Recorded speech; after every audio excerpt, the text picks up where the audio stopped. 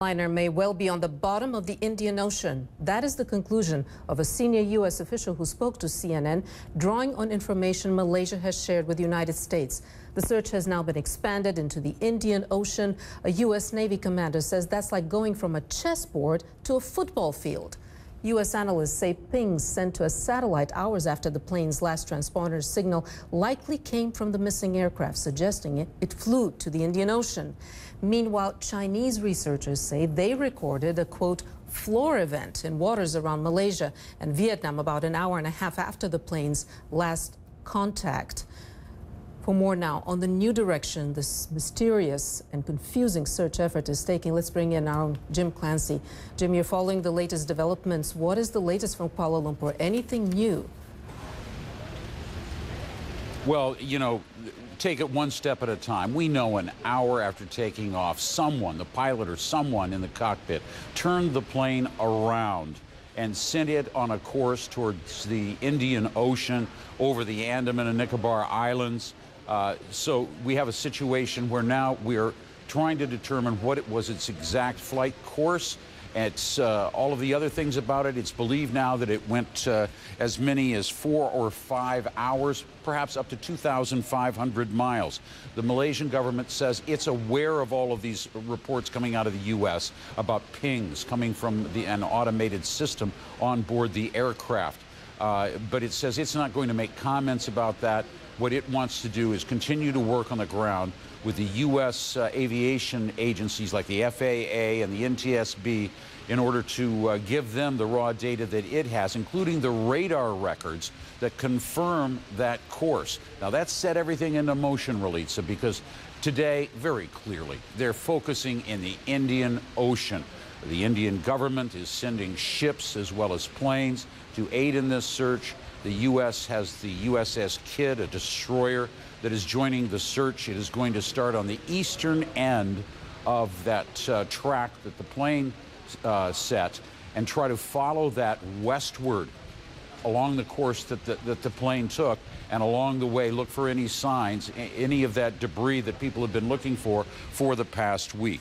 Now, it's a more difficult area. It's a large area, but with the radar data, with the satellite pings, they may be able to narrow that down to a very small corridor that they have to search. That may be exactly what's underway right now. The depth of the ocean there, about 13,000 feet on average.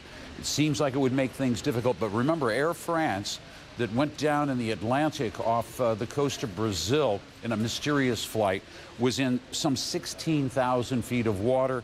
And as we say, it's an average of 13,000 feet in India. Now, it does go all the way up to more than, say, 24,000 feet deep. So we'll have to see just where the plane may be located. Meantime, the families up in Beijing are sending a clear message to the Malaysian government. They don't want to deal with Malaysian Airlines. They want a government representative to come in, sit down, and talk with them. They want somebody from the military, the Malaysian military. They want some answers. You know, right now, Relitza, there are many scenarios that are out there as we try to look at the way that all of this is shaping up. One of the scenarios, of course, is a hijacking. Most people would think that's the worst case scenario. But in fact, many of the Chinese families are hoping some way, somehow, there was a hijacking of this aircraft. They believe that may be the only way, the only hope that they have of ever seeing their loved ones again. Back to you. Jim Clancy in Kuala Lumpur, thank you so much. So almost a week later, there is no plane, but so much speculation about what went wrong on Flight 370 and whether the pilots were to blame. Alistair Rosenshine is a former pilot and aviation consultant. He's joining me now live from London. So, first of all, what is the theory that you're developing? Is it a likely hijacking now that we know that the plane continued to fly for several hours after it last lost contact? Well, first of all, let me concur with Jim, you've just spoken to. The facts he's come out with and the suggestions are ones that I fully support. It's been my contention for the last 3 days now that the aircraft may have suffered a depressurization problem whereby the pilots turned the aircraft back to the left, heading effectively in the immediate direction towards Kuala Lumpur to return to their base due to a technical problem. but then passed out unconscious due to possibly a mishandling of the of their oxygen masks.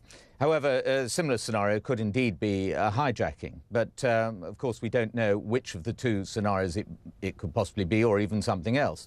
But it is perfectly normal for pilots to want to turn an aircraft back towards their main base in the event of a serious technical problem.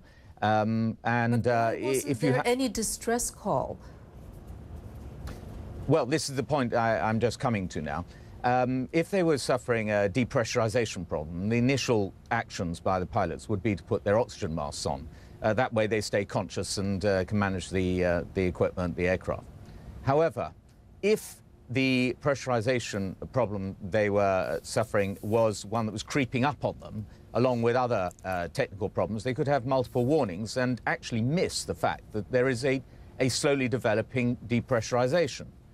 Having turned the aircraft off the airway or to return back towards Kuala Lumpur, they then become unconscious. This would then leave the aircraft flying on autopilot on their last heading they'd selected. And that could well be something to the southwest or west and take them over the Indian Ocean. Wanted to ask you, what are the chances that this plane can be found in time? Because we know that the flight data recorder stops transmitting after 30 days, so time is of the essence if it's in the depths of the Indian Ocean. Well, it's actually an ELT, an electronic location transmitter that transmits on contact with water, and you're quite right, it transmits for 28 days. It's fairly short range, and if it's in very deep water, we don't know whether or not the signal would actually even be received. But the first and foremost thing to do is to send some aircraft capable of receiving this signal in that general area. Of course, the area is absolutely huge, and unless one knows the exact heading the aircraft was on, it would be very, very difficult indeed to find it in short order. Alistair Rosenshine, former pilot and aviation consultant, thank you very much. Thank you. Well, here are some of the other stories we are following for you this hour. All the passengers aboard a U.S. Airways jet are safe